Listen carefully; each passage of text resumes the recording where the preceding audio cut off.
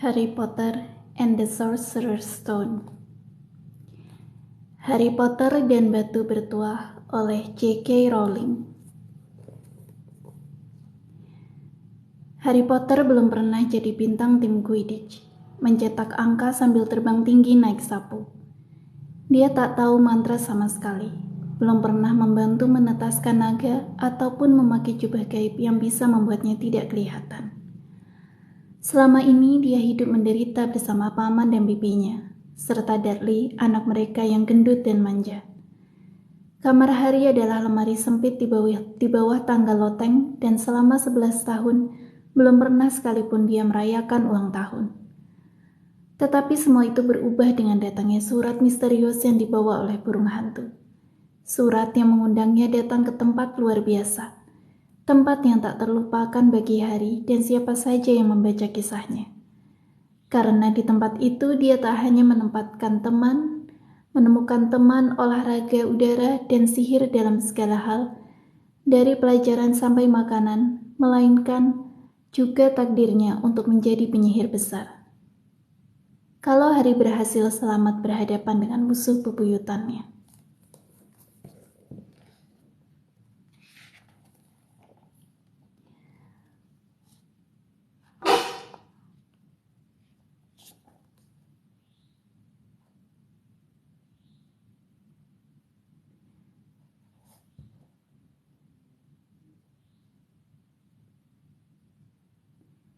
Untuk Jessica yang menyukai cerita, untuk Anne yang juga menyukainya, dan untuk Guy yang pertama mendengar cerita ini.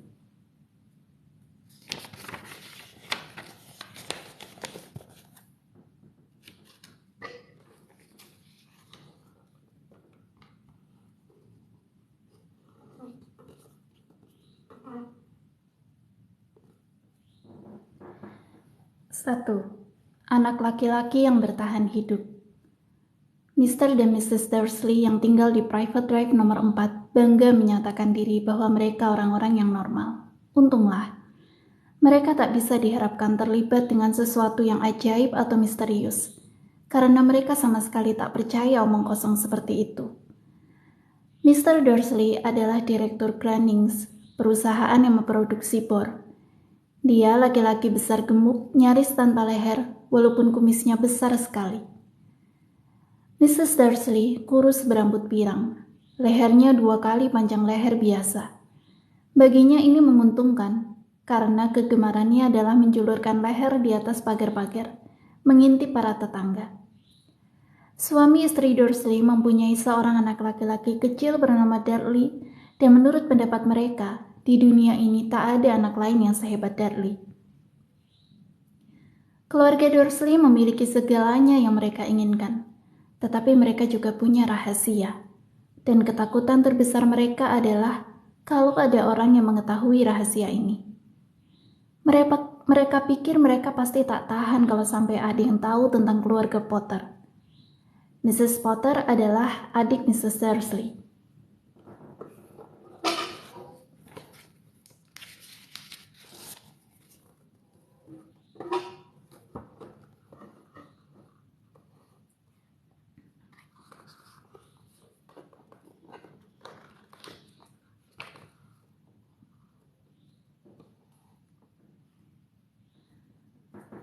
Tetapi sudah bertahun-tahun mereka tidak bertemu. Mrs. Dursley malah berpura-pura tidak punya adik, karena adiknya dan suaminya yang tak berguna itu tak layak sama sekali menjadi kerabat keluarga Dursley. Mr. dan Mrs. Dursley bergidik memikirkan apa kata tetangga mereka jika keluarga Potter muncul di jalan mereka. Keluarga Dursley tahu bahwa keluarga Potter juga punya seorang anak laki-laki kecil, tetapi mereka belum pernah melihatnya. Anak ini salah satu alasan bagus lain kenapa mereka tak mau dekat-dekat keluarga Potter. Mereka tak ingin Dudley bergaul dengan anak seperti itu. Ketika Mr. dan Mrs. Dursley bangun pada hari Selasa pagi yang mendung saat cerita kita ini mulai, tak ada tanda-tanda di langit berawan di luar bahwa akan terjadi hal-hal misterius dan aneh di seluruh negeri. Mr. Dursley bersenandung ketika dia mengambil dasinya yang sangat membosankan untuk dipakainya bekerja. Dan Mr. Dursley bergosip riang seraya berkutat dengan Dudley yang menjerit-jerit dan mendudukan anak itu di kursinya yang tinggi. Tak seorang pun dari mereka melihat seekor burung hantu besar kuning kecoklatan terbang melintasi jendela. Pukul 8:30, Mr. Dursley memungut tas kerjanya, mengecup pipi Mrs. Dursley, dan mencoba mengecup Dudley, tapi gagal sebab sekarang Dudley ngadet dan melempar-lempar serealnya ke dinding. "Dasar anak-anak," senyum Mr. Dursley sambil masuk ke mobilnya dan memundurkannya keluar dari garasi rumah nomor 4. Di sudut jalanlah pertama kalinya dia menyadari ada sesuatu yang aneh. Seekor kucing membaca peta. Sekejap Mr. Dursley tidak menyadari apa yang telah dilihatnya. Kemudian dia menoleh untuk melihat sekali lagi. Ada kucing betina berdiri di ujung jalan private drive, tapi sama sekali tak kelihatan ada peta. Rupanya tadi cuma khayalannya. Pasti itu tipuan cahaya. Mr. Dursley mengejapkan mata dan memandang kucing itu. Si kucing balas memandangnya. Saat Mr. Dursley berbelok di sudut dan meneruskan perjalanan, dia memandang kucing itu lewat kaca spionnya. Kucing itu sekarang sedang membaca papan jalan yang bertulisan private drive. Bukan membaca, melainkan memandang papan jalan itu. Kucing tidak bisa membaca peta atau papan jalan. Mr. Dursley menggelengkan kepalanya dan mencoba melupakan kucing itu. Selama mengendarai mobilnya ke kota, yang dipikirkannya hanyalah pesanan bor dalam jumlah besar yang akan didapatnya hari itu. Tetapi menjelang masuk kota, bor tergusur keluar dari pikirannya oleh sesuatu yang lain. Sementara terjebak macet seperti biasanya, dia melihat banyak orang berpakaian aneh. Orang-orang yang memakai jubah. Mr. Dursley tak tahan melihat orang yang berpakaian aneh-aneh. Dandanan anak-anak muda zaman sekarang. Dia kira jubah blow-on ini sedang mode. Dia mengetuk-ngetukkan jarinya pada kemudi mobil dan matanya menatap serombongan orang aneh yang berdiri cukup dekat. Mereka sedang berbisik-bisik dengan tegang. Mr. Dursley sebel sekali melihat bahwa dua di antara mereka sama sekali tidak muda.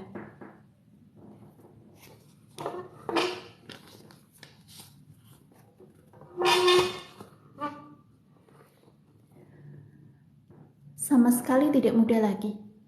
Yang pakai jubah hijau zamrud itu bahkan lebih tua dari dia. Kelewatan benar. Tetapi kemudian terlintas di benaknya bahwa mereka mungkin sengaja berdandan seperti itu.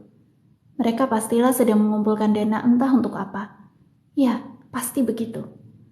Kendaraan-kendaraan mulai bergerak, dan beberapa menit kemudian, Mr. Dursley tiba di tempat parkir Grannings. Pikirannya kembali dipenuhi bor. Mr. Dursley selalu duduk membelakangi jendela di kantornya di lantai 9. Jika tidak, mungkin sulit baginya untuk berkonsentrasi pada bor pagi itu. Dia tidak melihat burung-burung hantu terbang berseliweran di siang hari, meskipun orang-orang lain di jalan melihatnya. Orang-orang itu melongo dan menunjuk-nunjuk ketika burung-burung hantu tak putus-putusnya berterbangan. Sebagian besar dari mereka belum pernah melihat burung hantu, di malam hari sekalipun. Tetapi Mr. Dursley melewatkan pagi yang normal, tanpa gangguan burung hantu. Dia berteriak pada 5 orang yang berbeda. Dia melakukan beberapa pembicaraan telepon penting dan berteriak beberapa kali lagi. Hatinya sedang senang. Sampai waktu makan siang, ketika dia memutuskan akan melemaskan kaki dan berjalan ke toko kue di seberang jalan. Dia sudah lupa sama sekali pada orang-orang berjubah, sampai dia melewati serombongan lagi di sebelah toko kue. Dia mendelik gusar kepada mereka.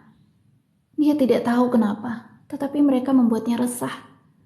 Rombongan yang ini juga berbisik-bisik tegang, dan dia sama sekali tidak melihat satupun kotak pengumpul dana. Saat melewati mereka lagi dalam perjalanan kembali ke kantor, dia mendengar beberapa kata yang mereka ucapkan. "Keluarga Potter, betul, begitu yang kudengar, ya anak mereka Harry." Mr. Dursley langsung berhenti. Ketakutan melandanya. Dia menoleh memandang mereka yang berbisik-bisik itu, seakan mau mengatakan sesuatu, tetapi tidak jadi. Dia cepat-cepat menyeberang jalan, bergegas naik ke kantornya, dengan galak menyuruh sekretarisnya agar tidak mengganggunya, menyambar teleponnya, dan sudah hampir selesai menghubungi nomor rumahnya ketika dia berubah pikiran. Dia meletakkan kembali gagang telepon dan mengelus-ngelus kumisnya sambil berpikir. Tidak, dia bodoh. Potter bukan nama yang tidak umum. Dia yakin ada banyak orang bernama Potter yang mempunyai anak bernama Harry. Kalau dipikir-pikir lagi, dia malah tidak yakin keponakannya bernama Harry. Dia bahkan belum pernah melihat anak itu. Siapa tahu namanya Harvey atau Harold. Tak ada gunanya membuat cemas Mr. Dursley. Dia selalu jadi cemas kalau nama adiknya disebut-sebut. Mr. Dursley tidak menyalahkannya. Kalau dia sendiri punya adik seperti itu, tapi orang-orang yang memakai jubah itu sulit baginya untuk berkonsentrasi pada bor sore itu. Dan ketika meninggalkan kantornya pada pukul 5 sore, dia masih cemas sehingga menabrak orang di depan pintu. Maaf, gumamnya, kepada laki-laki tua.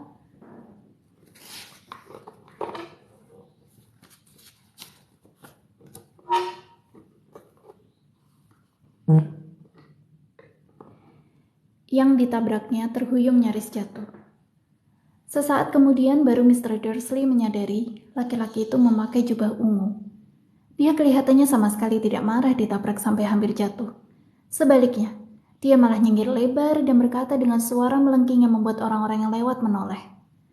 Jangan minta maaf, Sir, karena tak ada yang bisa membuatku marah hari ini. Bergembiralah karena kau tahu siapa telah pergi akhirnya. Bahkan magel seperti Anda pun harus ikut merayakan hari yang amat sangat membahagiakan ini. Dan laki-laki tua itu memeluk pinggang Mr. Dursley, lalu pergi. Mr. Dursley berdiri terpaku di tempatnya. Dia baru saja dipeluk oleh orang yang sama sekali asing. Seingatnya dia juga disebut magel, entah apa artinya itu. Dia jadi bingung. Dia bergegas ke mobilnya dan pulang, berharap bahwa semua tadi hanya hayalannya. Ini sesuatu yang tak pernah terjadi sebelumnya, karena dia orang yang tak suka berhayal. Ketika mobilnya meluncur masuk ke pekarangan rumah nomor 4, yang pertama kali dilihatnya, dan ini tidak membuatnya bertambah lega, adalah kucing betina yang telah dilihatnya pagi tadi. Kucing itu sekarang duduk di atas tembok pekarangannya. Mr. Dursley yakin itu kucing yang sama. Dia punya tanda yang sama di sekeliling kedua matanya. Shoo! Mr. Dursley mengusirnya. Kucing itu tidak bergerak. Dia malah menatap galak Mr. Dursley. Apa ini perilaku normal kucing? Pikir Mr. Dursley. Sambil berusaha menenangkan diri, dia masuk rumah. Dia masih bertekad tidak akan mengatakan apa-apa kepada istrinya. Mr. Dursley melewatkan hari yang normal dan menyenangkan. Saat makan malam, dia bercerita kepada Mr. Dursley tentang ibu tetangga yang punya masalah dengan anak perempuannya dan bahwa Dudley sudah bisa ngomong kalimat baru. Tak mau! Mr. Dursley berusaha bersikap biasa. Ketika Dudley sudah ditidurkan, Mr. Dursley ke ruang keluarga untuk mendengarkan kabar terakhir dalam berita malam. Dan akhirnya, para pengamat burung dari segala tempat melaporkan bahwa burung hantu di seluruh negeri bersikap aneh sekali hari ini. Meskipun burung hantu normalnya berburu di malam hari dan jarang terlihat di siang hari, ratusan orang melihat burung-burung hantu berterbangan ke segala penjuru sejak matahari terbit. Para ahli tidak dapat menjelaskan kenapa para burung hantu mengubah pola tidur mereka. Pembawa berita tersenyum. Sungguh aneh. Dan sekarang kita bergabung dengan Jim McGavin yang akan menyampaikan ramalan cuaca. Malam ini akan hujan burung hantu lagi, Jim. Wah, Ted, kata si peramal cuaca. Aku tak tahu tentang itu. Tetapi bukan cuma burung hantu yang bersikap aneh hari ini. Para pemirsa sampai sejauh Kent, Yorkshire, dan Dundee bergantian meneleponku untuk memberitahu bahwa alih-alih hujan seperti yang kuramalkan kemarin, yang mereka dapat adalah bintang-bintang jatuh. Mungkin orang-orang merayakan bonfire night lebih awal. Padahal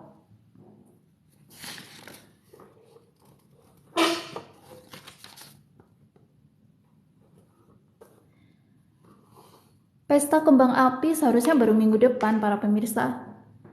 Tetapi malam ini bisa dipastikan hujan akan turun. Mr. Dursley terenyak di kursi berlengannya. Bintang jatuh di seluruh Inggris.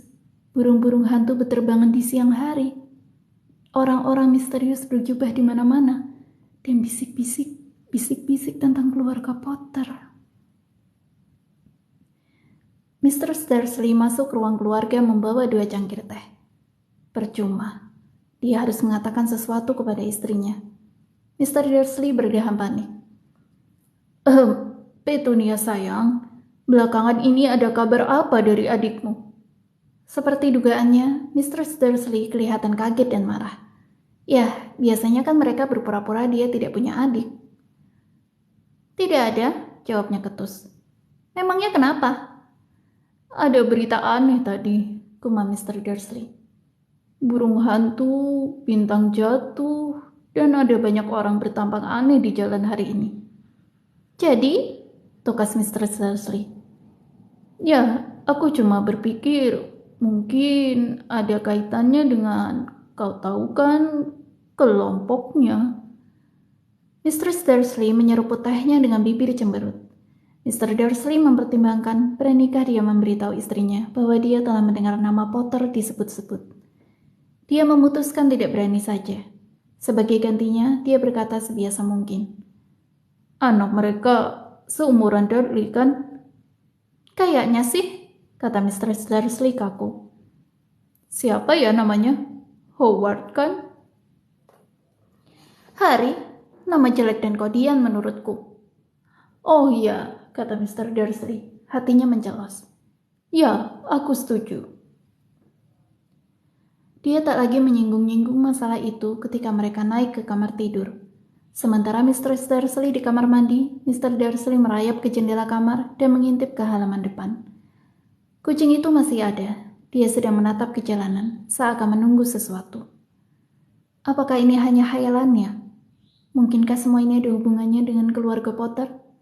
Kalau betul begitu, kalau sampai bocor bahwa mereka masih kerabat pasangan, wah, dia tak akan tahan. Suami istri Dursley naik ke tempat tidur. Mr. Dursley segera tertidur, tetapi Mr. Dursley tidak. Dia memikirkan segala kemungkinan. Pikiran terakhir dan menenangkan sebelum dia tertidur adalah, seandainya pun keluarga Potter memang terlibat, tak ada alasan bagi mereka untuk datang ke tempat keluarga Dursley. Mereka tahu bagaimana pendapat dirinya dan Mr. Dursley mengenai mereka dan jenis mereka. Mr. Dursley tak melihat bagaimana dia dan Petunia bisa terlibat dengan entah apa yang sedang berlangsung ini. Dia menguap dan berbalik. Semua itu tak akan mempengaruhi mereka. Betapa kelirunya dia. Mr. Dursley mungkin saja bisa tidur, walau tak nyenyak. Tetapi kucing di atas tembok di luar sana sama sekali tak menunjukkan tanda-tanda mengantuk. Dia duduk diam bagai patung. Matanya memandang tanpa kedip ke sudut private drive di kejauhan.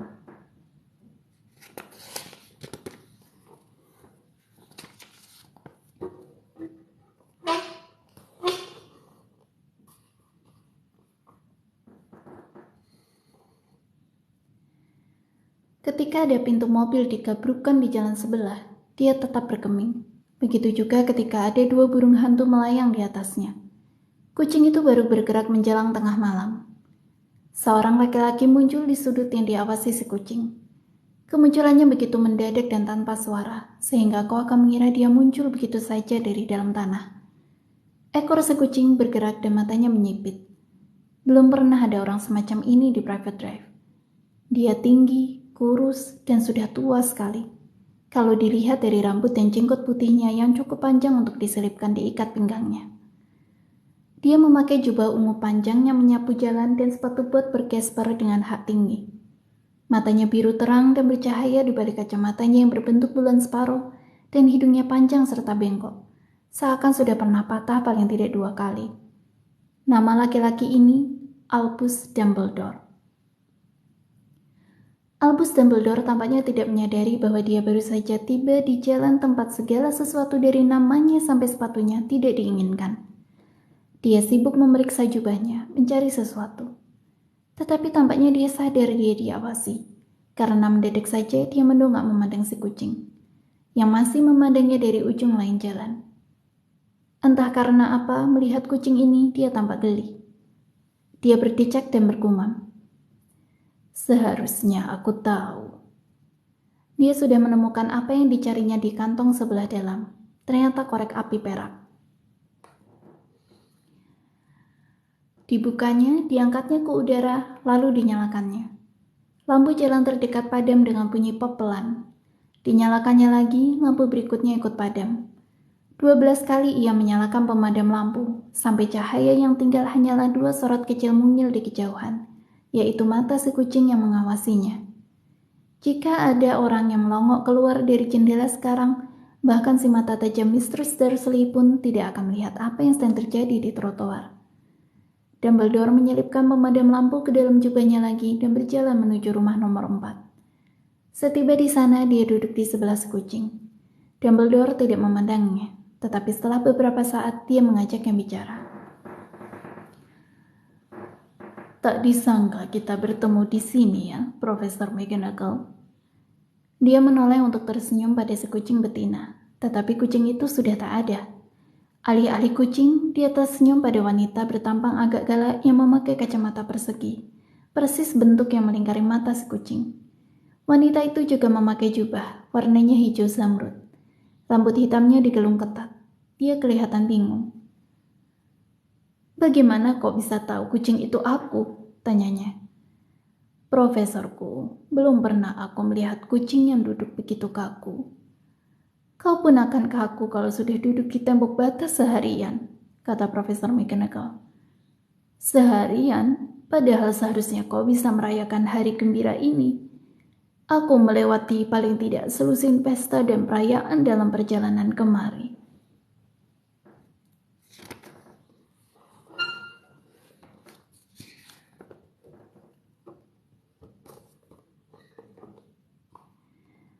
Profesor McGonagall mendengus marah. "Oh ya, semua merayakan," katanya tak sabar. "Kau pikir mereka akan lebih hati-hati, tetapi tidak. Bahkan para magel pun merasa ada sesuatu yang sedang terjadi. Itu disiarkan di warta berita mereka." Dia mengedikkan kepalanya ke arah jendela ruang keluarga Dursley yang gelap. "Aku mendengarnya. Rombongan burung hantu, bintang jatuh. Nah, mereka kan tidak bego. Keanehan ini menarik perhatian mereka. Bintang jatuh di Kent. Aku berani bertaruh itu di Dalus Tigel. Dari dulu dia kurang perhitungan." "Kau tak bisa menyalahkan mereka," kata Dumbledore lembut. "Tak ada yang benar-benar bisa kita rayakan selama 11 tahun ini." "Aku tahu," kata Profesor McGonagall jengkel. "Tapi itu bukan alasan bagi kita untuk lupa diri. Orang-orang ceroboh sekali. Berkeliaran di jalan di siang bolong, bahkan tidak memakai pakaian magel, bertukar gosip." Dia melirik tajam Dumbledore, seakan berharap Dumbledore akan memberitahunya sesuatu. Tetapi ternyata tidak, maka dia meneruskan. "Bagus sekali jika pada hari kau tahu siapa akhirnya menghilang, bangsa magel akhirnya juga tahu tentang kita. Kira-kira dia betul sudah pergi, Dumbledore?" "Kelihatannya begitu," kata Dumbledore. "Banyak yang harus kita syukuri. Kau mau permen jeruk?" "Apa?" "Permen jeruk, permen magel yang kusukai." "Tidak, terima kasih," kata Profesor McGonagall dingin. Seakan menurut dia, ini bukan saatnya untuk makan permen jeruk. "Seperti kukatakan, bahkan jika kau tahu siapa sudah pergi, profesorku yang baik. Tentunya orang bijaksana seperti kau bisa menyebut namanya. Segala omong kosong kau tahu siapa. Selama 11 tahun, aku sudah berusaha membujuk orang-orang agar menyebutnya dengan namanya yang sebenarnya. Voldemort." Profesor McGonagall berjengit, tetapi Dumbledore yang sedang membuka bungkus 2 permen jeruk kelihatannya tidak tahu. "Jadi sangat membingungkan jika kita selalu berkata kau tahu siapa. Aku tak melihat alasan kita harus takut menyebut nama Voldemort." "Aku tahu," kata Profesor McGonagall. Kedengarannya setengah putus asa, setengah kagum. "Tetapi kau lain. Semua tahu kau satu-satunya yang ditakuti si kau tahu. Oh, baiklah, Voldemort." "Kau membuatku tersanjung," jawab Dumbledore tenang. "Voldemort memiliki kekuatan yang tak akan pernah kumiliki. Hanya karena kau terlalu, mulia untuk menggunakannya. Untung sekarang gelap. Belum pernah mukaku semerah ini sejak Madame Pomfrey mengatakan dia menyukai tutup telingaku yang baru." Profesor McGonagall memandang tajam Dumbledore dan berkata, "Burung-burung hantu itu bukan apa-apa dibanding dengan kabar burung yang tersebar. Kau tahu apa yang dikatakan semua orang tentang alasan kenapa dia menghilang, tentang apa yang akhirnya menghentikannya."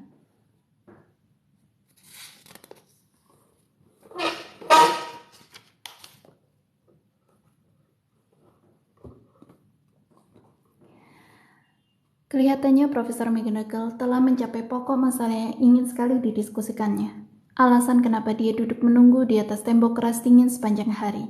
Karena tidak sebagai kucing ataupun sebagai perempuan, dia pernah memandang Dumbledore setajam sekarang. Jelas bahwa apapun yang dikatakan semua orang, tak akan dipercayainya sampai Dumbledore mengatakan kepadanya bahwa itu benar. Tapi Dumbledore malah memilih permain jeruk yang lain dan tidak menjawab. "Apa yang mereka katakan," dia meneruskan, "adalah bahwa tadi malam Voldemort muncul di Godric's Hollow. Dia datang mencari keluarga Potter. Menurut gosip, Lily dan James Potter mereka sudah meninggal." Dumbledore menundukkan kepalanya. Profesor McGonagall memaki kaget. "Lily dan James, tak bisa ku percaya. Aku tak mau percaya. Oh Albus." Dumbledore mengulurkan tangan dan membelai bahu Profesor McGonagall. Aku tahu, katanya sedih. Suara Profesor McGonagall bergetar ketika dia meneruskan. "Itu belum semua. Kata mereka dia mencoba membunuh anak keluarga Potter, Harry. Tetapi dia tidak bisa. Dia tidak berhasil membunuh anak kecil itu. Tak ada yang tahu kenapa atau bagaimana. Tetapi mereka bilang bahwa ketika dia gagal membunuh Harry Potter, kekuatan Voldemort punah, dan itulah sebabnya dia menghilang." Dumbledore mengangguk tanpa bicara. Jadi betul. Profesor McGonagall tergagap. Setelah semua yang dilakukannya, semua orang yang telah dibunuhnya, dia tak bisa membunuh anak yang boleh dikatakan masih bayi. Sungguh mengherankan. Mengingat segala upaya untuk menghentikan sepak terjangnya. Tetapi bagaimana mungkin Harry bisa bertahan? "Kita cuma bisa menduga," kata Dumbledore. "Kita mungkin tak akan pernah tahu." Profesor McGonagall menarik sehelai sapu tangan sutra dan mengusap mata di balik kacamatanya. Dumbledore menyedot hidung keras sambil mengambil jam emas dari dalam sakunya dan memandangnya. Jam itu sudah sangat tua. Jarumnya ada 12, tetapi tidak ada angkanya. Sebagai gantinya, planet-planet kecil bergerak mengitari tepinya. Tapi Dumbledore pasti bisa mengartikannya karena dia mengembalikan jam itu ke sakunya dan berkata, "Hagrid terlambat. Kurasa dia yang memberitahumu bahwa aku akan ada di sini, kan?" "Iya," jawab Profesor McGonagall. "Dan kurasa kau tidak akan memberitahuku kenapa kau sampai berada di sini." "Aku datang untuk mengantar Harry kepada bibi dan pamannya. Hanya merekalah keluarganya yang tinggal sekarang." "Kau tidak, yang kau maksudkan tak mungkin orang-orang yang tinggal di sini," seru Profesor McGonagall seraya melompat berdiri dan menunjuk rumah nomor 4. "Dumbledore, jangan. Aku sudah mengamati mereka sepanjang hari."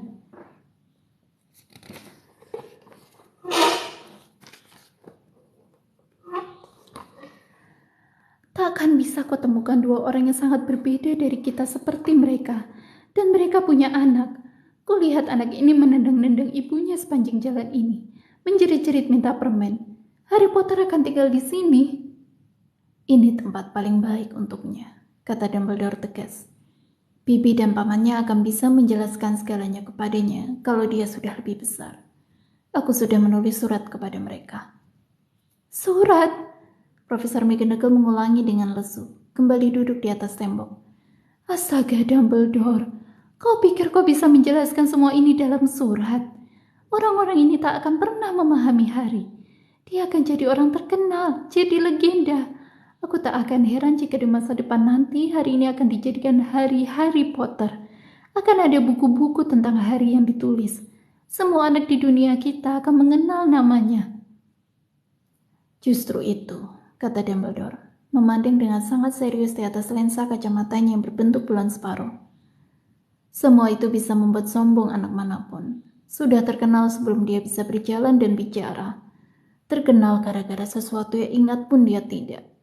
Tak bisakah kau lihat, akan jauh lebih baik baginya jika dia dibesarkan jauh dari semua itu, sampai dia sudah siap menerimanya.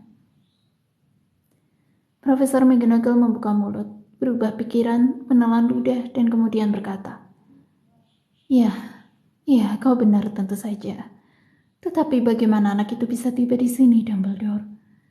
Mendadak dia matinya jubah Dumbledore, seakan dia mengira Dumbledore mungkin saja menyembunyikan anak itu di balik jubahnya. Hagrid yang akan mengantarnya. Kau pikir bijaksana mempercayakan hal sepenting ini kepada Hagrid? Aku akan mempercayakan hidupku kepada Hagrid, kata Dumbledore. Aku tidak bermaksud mengatakan hatinya tidak berada di tempat yang benar, kata Profesor McGonagall menggerundel. Tetapi kau tak bisa berpura-pura tak tahu dia ceroboh. Dia kan cenderung... apa itu? Derum rendah memecah kesunyian di sekitar mereka. Derum itu makin lama makin keras sementara mereka memandang ke ujung jalan, mencari-cari lampu kendaraan. Bunyi itu membesar seperti raungan sementara mereka berdua mendongak ke langit. Dan sebuah motor luar biasa besar jatuh dari angkasa, mendarat di jalan di depan mereka. Sepeda motor besar itu masih belum apa-apa jika dibandingkan dengan laki-laki yang duduk di atasnya. Tingginya nyaris 2 kali laki-laki dewasa dan 5 kali lebih besar. Besarnya sungguh kelewatan. Dan dia begitu liar. Rambut panjangnya hitam dan lebat kusut, dan jenggotnya juga lebat menyembunyikan sebagian besar wajahnya. Tangannya sebesar tutup tempat sampah dan kakinya yang memakai sepatu bot kulit seperti lumba-lumba kecil. Lengannya yang besar dan berotot memeluk bungkusan selimut. Hagrid, kata Dumbledore. Lega. Akhirnya, dan dari mana kau dapat sepeda motor itu?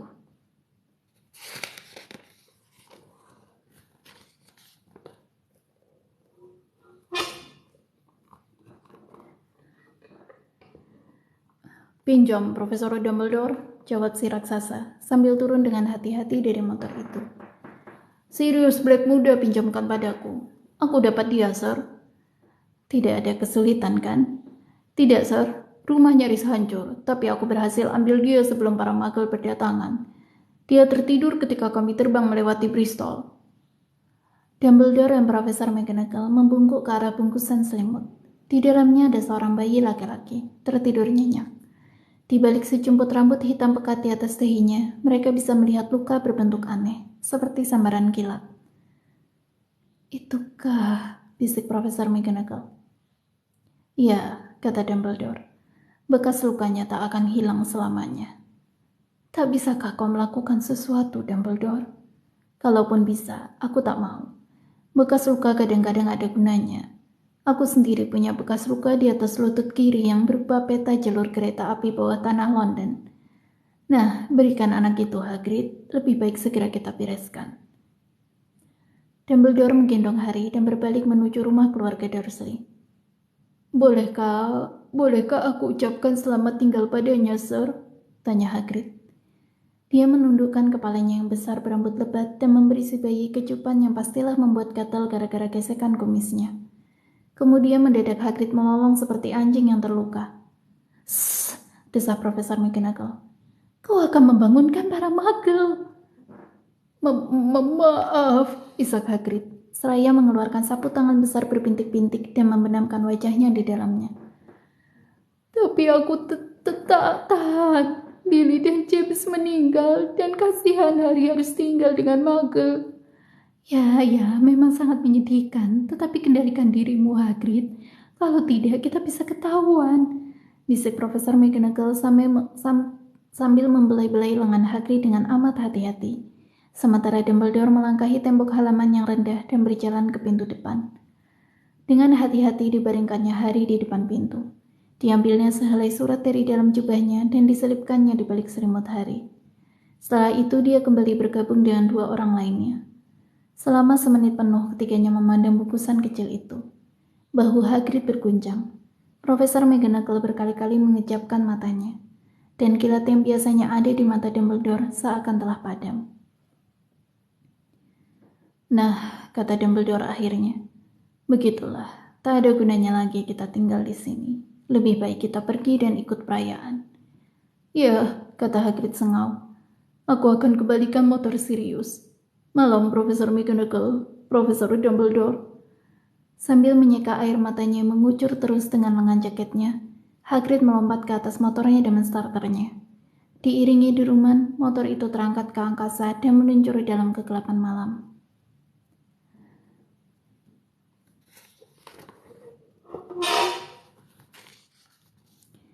Kita akan segera bertemu lagi, Profesor McGonagall, kata Dumbledore sambil mengangguk kepadanya.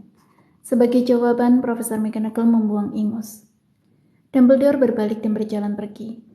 Di sudut dia berhenti dan mengeluarkan pemadam lampu peraknya. Dicetreknya sekali dan 12 bola cahaya serentak meluncur menuju lampu-lampu jalanan. Sehingga Private Drive mendadak terang dan dia bisa melihat seekor kucing betina menyelinap ke sudut di ujung jalan lainnya. Dia juga masih bisa melihat bungkusan selimut di depan pintu rumah nomor 4. Semoga semua baik, Harry, gumamnya. Dia memutar tumitnya dan dengan kebutan jubahnya, dia lenyap. Angin sepoi meniup pagar-pagar tanaman di Private Drive yang rapi, yang berjajar diam dan teratur di bawah langit kelam. Di tempat setenang ini tidak akan pernah kau sangka akan terjadi hal-hal menakjubkan. Harry Potter berguling dalam selimutnya tanpa terbangun. Dengan salah satu tangan kecilnya memegang surat yang ada di sampingnya, dia tidur terus. Tanpa menyadari bahwa dia istimewa. Tanpa menyadari bahwa dia terkenal. Tanpa menyadari bahwa beberapa jam lagi dia akan terbangun mendengar cerita Mistress Dursley saat membuka pintu depan untuk menaruh botol-botol susu. Atau bahwa dia akan melewatkan beberapa minggu mendatang didorong-dorong dan dicubiti oleh sepupunya Dudley. Dia tak mungkin tahu bahwa pada saat ini, orang-orang yang berkumpul secara rahasia di seluruh negeri, semua mengangkat gelas dan berkata dengan suara pelan, "Untuk Harry Potter, anak laki-laki yang bertahan hidup."